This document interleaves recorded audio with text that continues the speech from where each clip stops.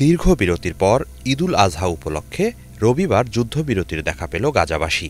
এর আগে শনিবার গাজায় ত্রাণ সরবরাহ বাড়াতে কৌশলগত যুদ্ধবিরতিতে যাওয়ার ঘোষণা দেয় ইসরায়েলের সেনাবাহিনী। খাদ্য সংকটের পরে দীর্ঘদিন ধরে গাজায় দুর্ভিক্ষের সতর্কতা জানিয়ে আসছে জাতিসংঘ। সেই প্রেক্ষাপটে এই সিদ্ধান্ত নিয়েছে ইসরায়েল ডিফেন্স ফোর্সেস আইডিএফ।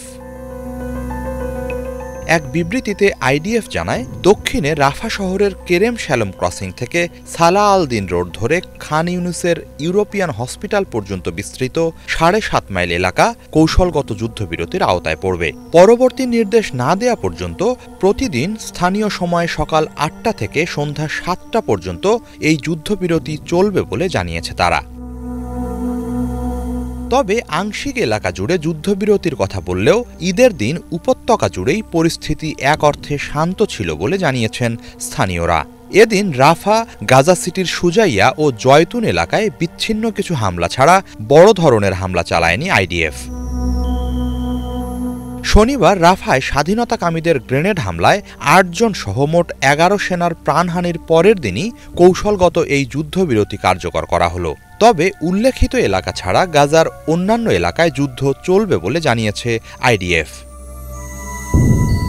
আংশিক যুদ্ধবিরতির এই সিদ্ধান্তকে স্বাগত জানিয়ে জাতিসংঘ বলছে, এর মধ্য দিয়ে যেন গাজায় নির্বিঘ্নে পর্যাপ্ত পরিমাণে ত্রাণ পৌঁছানো সম্ভব হয় তা নিশ্চিত করতে হবে।